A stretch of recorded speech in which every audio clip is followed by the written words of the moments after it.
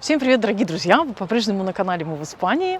Мы по-прежнему находимся в Испании. Тема сегодняшнего нашего ролика будет, она немножко такая философская, но в то же время, наверное, может быть, кому-то я отвечу на вопрос, почему, собственно говоря, мы живем на юге Испании, при том, что я очень часто говорю, что мне нравится север Испании.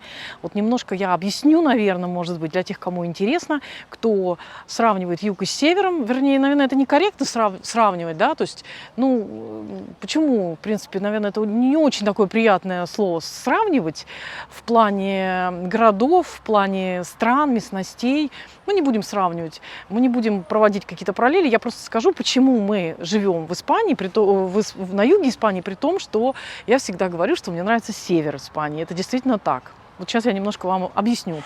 Дорогие друзья, у меня сегодня к вам маленький вопрос. Вот часто мы слышим комфортный уровень жизни, комфортный город, да, для жизни. Очень комфортный, там не очень, что-то такое. Мне бы хотелось понять просто, и хотелось бы вас спросить, как вы думаете, что такое комфортный вообще уровень жизни, комфортный город? Что вы вкладываете в это понятие, как вот для вас, что это значит? Я думаю, что нам будет интересно обменяться каким-то мнением. Для меня, например, уровень комфортный для жизни – это транспортная доступность, культура обязательно. Если есть не только инфраструктура, но культурная жизнь, это тоже очень важно. Ну и еще ряд параметров, о которых я не буду сегодня говорить. Мне хотелось бы услышать ваше мнение. Обязательно пишите свои комментарии, будет очень интересно почитать. Будем делиться каким-то своим впечатлением. Пишите обязательно под видео. Кстати, пока я не стала дальше развивать свою мысль, не забудьте, пожалуйста, поставить лайк, поддержать наше видео своим комментарием. Обязательно рекомендуйте нас друзьям, потому что мы рассказываем о жизни в Испании. Мы рассказываем то, как мы чувствуем, то, что мы видим, то, что нам нравится или не нравится. При том, что в целом жизнь в Испании нам очень нравится. Испания очень красивая, приятная, добрая страна, лично в нашем отношении. Злых людей мы здесь не встречали со стороны коренных жителей, поэтому мы вот рассказываем о своей жизни простыми словами, простыми роликами. Где-то что-то мы можем монтировать, но это не критично. Кстати, мы находимся в очень интересном парке города Аликанте, поэтому здесь разные такие площадки, игровые площадки, раздаются разные крики детей, потому что сегодня воскресенье. Так вот, почему мы, собственно говоря, хвалим север, живем на юге. Действительно, очень интересно. Когда-то мы открывали для себя Испанию именно с Канарских островов, Канары, Балеары и Каталония. Но потом мы вот приехали сюда, стали здесь жить в провинции Аликанте, в коммунидаде Валенсиана. Нам понравилось, мы приехали в ноябре, и нам очень понравилось именно ноябрь, осень, зима, климат. Наверное, все вот с климата начиная.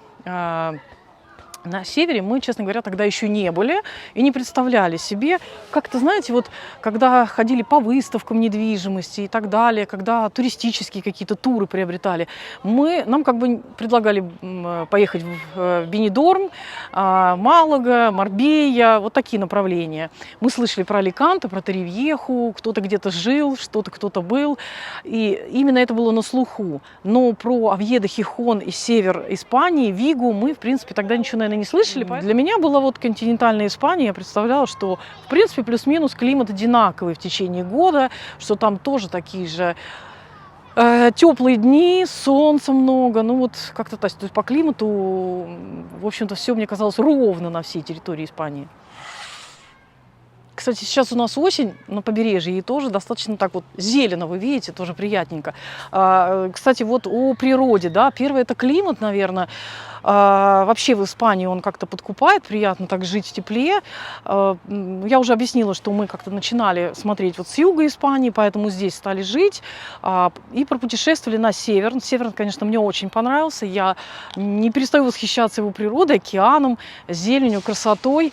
И тут, в принципе, учились наши дети и учится сын, поэтому у нас здесь действительно много связано с югом. То есть здесь есть какие-то свои коммуникации, дружеские связи, знакомые, деловые какие-то уже связи. Учеба одного сына, второй сейчас сын учится. Поэтому действительно уже с югом много очень связано, поэтому нас спрашивают, вы хотите переместиться куда-то? Поэтому в данный момент перемещаться мы, конечно же, не хотим. Но север, вот я рассматриваю для себя, это как отдых именно в июле, в августе, потому что, дорогие друзья, в июле и в августе, уже даже начиная с июня, вот здесь, на южном побережье, а у нас, вернее, даже юго-восточное побережье, достаточно жарко. То есть июль – это 40 градусов, август – это еще жарче, 42 и так далее. Сентябрь тоже очень жаркий. Вот где-то с октября, наверное, месяца начинается уже так попрохладнее, поприятней, хорошо. Сейчас мы вот уже конец октября, мы уже вот в курточках, уже достаточно приятно, как эта зелень появляется, смотрите, гранат, красиво когда. Вот, поэтому у нас уже образовались какие-то связи, здесь такие знакомства и учеба у мальчиков. Поэтому перемещаться в данный момент, конечно, у нас не стоит на повестке дня, но при этом север для путешествий, для летнего отдыха, он очень приятный. То есть там действительно прохладно, там действительно хорошо, и действительно хорошая природа, погода, горы шикарные, Пикус де Европа, много интересных городов, там также инфраструктура вся развита, тоже есть университеты, тоже есть аэропорты, есть красивые пляжи такими бухтами, много интересных городов, много интересных мест. К тому же вот для меня лично север, он какой-то особенный. Почему? Потому что он был не занят маврами, и именно север Испании, он остался таким аутентичным местом, именно чисто испанским. Там есть для испанцев очень важное место Ковадонга, где происходили, можно сказать, бои по освобождению территории Испании, где именно реконкиста, откуда вот началась, именно с тех мест, да, и постепенно они освобождали свой Пиренейский полуостров. Поэтому север – это все-таки такое аутентичное, чисто испанское место, и даже архитектура, культура, все об этом говорит. К тому же мне нравится там кухня, мне нравится то, что они выращивают яблоки, мне нравятся их молочные фермы. Там очень много интересного, действительно. То есть если вы не были, вы обязательно съездите на север. Я думаю, что он в качестве путешествий, в качестве летнего отдыха это вообще великолепное место. И мне кажется, что там жилье гораздо доступнее по аренде летом. Если на месяцок снять, на 2, то можно найти гораздо экономически выгодный вариант, нежели здесь на юге, потому что здесь действительно очень много международных туристов, ценник выше. А вот север, там отдыхают испанцы, мне показалось, больше. Меньше иностранных туристов, меньше русскоговорящих и больше чисто самих испанцев.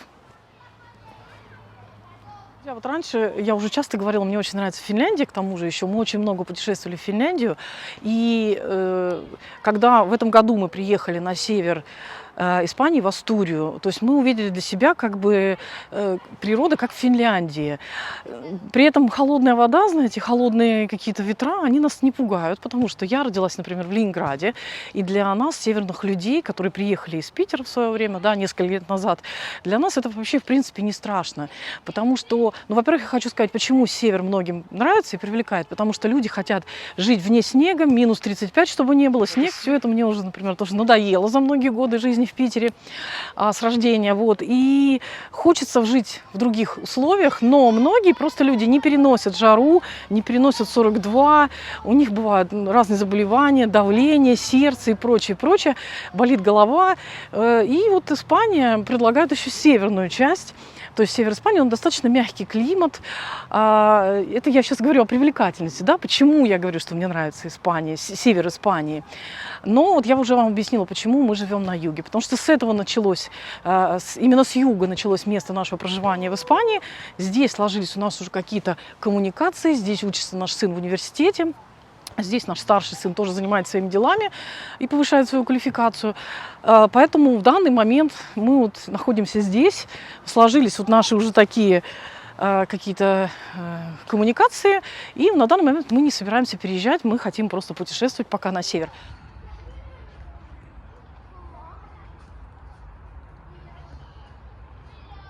Сколь уж я начала говорить про Финляндию, то в Финляндии, конечно, отдых, вот в этом году мы тоже приехали в Финляндию, конечно, отдых дорогой, он и всегда был дорогой, поэтому Астурия, она вот, например, в частности, Астурия предлагает более дешевый вариант, то есть это более экономически выгодно, но, то есть, находясь в Испании, не обязательно ехать в Финляндию, мою любимую, да, можно съездить в Астурию на отдых, путешествие. Мы, конечно, съездим туда зимой, осенью мы проезжали север Испании, мы были в Сан-Себастьяне.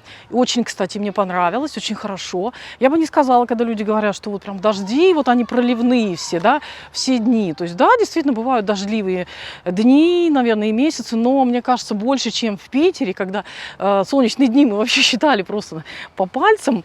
И кроме там каких-то марта солнечного было или там июля, очень редко и мало солнечных дней. Кроме того, у нас там и туманы, и ветра, и холодный Финский залив, холодное Ладожское озеро. То есть нас, в принципе, вот это не пугает. Дождливое что-то, холодная вода, ну вот как-то так. То есть я думаю, что все познается в сравнении, все индивидуально. И у каждого свое, наверное. У каждого свой любимый регион.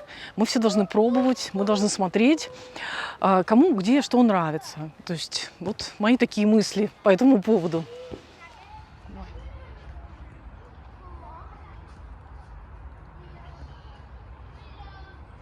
Как бы и здесь общались с людьми, и общаемся, естественно. И когда на север приехали, мне показалось, там люди более спокойнее, более сдержанные. Но опять-таки надо понимать, что, в принципе, в любой северной стране, наверное, люди более сдержанные. Ну, возьмите Финляндию. Да, они же там не хохочут целыми днями, солнышко меньше, они больше как бы сдержаны. Но при этом они, и даже тот же Питер, если взять, любые северные города, северные страны, солнце это, да, это эндорфин. Здесь люди, конечно, могут быть более такие шумные, более на позитиве и так далее. Но на севере нам встречались тоже очень хорошие, интеллигентные люди. Мы познакомились там с людьми, поскольку наш сын тоже интересуется наукой немного, и мы познакомились с такими людьми, и достаточно милые, интеллигентные, общительные люди, которые дружелюбно к нам относились. Куда бы мы ни ходили, где бы мы ни говорили, что бы мы ни спрашивали, как бы мы ни общались, мы везде получали, я считаю, что доброжелательность. Мы нигде не видели злых, замкнутых людей, что вот там на севере они более замкнутые.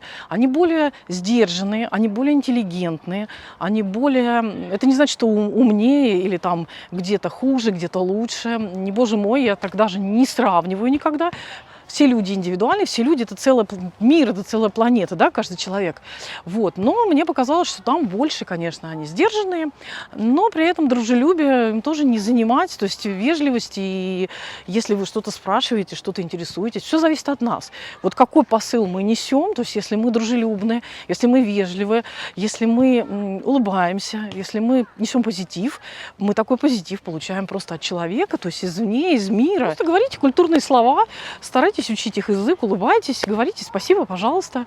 Вот и все, мне кажется, залог хорошего общения в этом. Правила простые, это обычные человеческие отношения, обычный этикет в любом культурном обществе. Будьте вежливы, будьте культурны, несите доброту и позитив. Поэтому на севере точно такие же люди, точно такое же отношение. Чуть более сдержанное, чуть более, наверное, такое... Вот, ну вот так вот. Поэтому я никогда не сравниваю север и юг. Мне комфортно и там, и там. Мы любим Испанию в целом. Я надеюсь, вы поняли из моего монолога наши какие-то мысли по этому поводу, да, потому что я знаю, что кто-то выбирает, спрашивают иногда, в каком городе лучше остановиться, что лучше выбрать, север или юг. Все зависит от ваших личных предпочтений, от ваших желаний, от ваших возможностей и от того, любите вы жару, просто примитивно даже, да, климат. Любите вы жару или тяжело переносите? Вот от этого тоже. Юг, юго-восток – это жара, север, соответственно, там более прохладно, более дождливо, более мягкий климат, умеренный такой. Да, очень приятное лето. То есть летом там действительно очень комфортно и хорошо.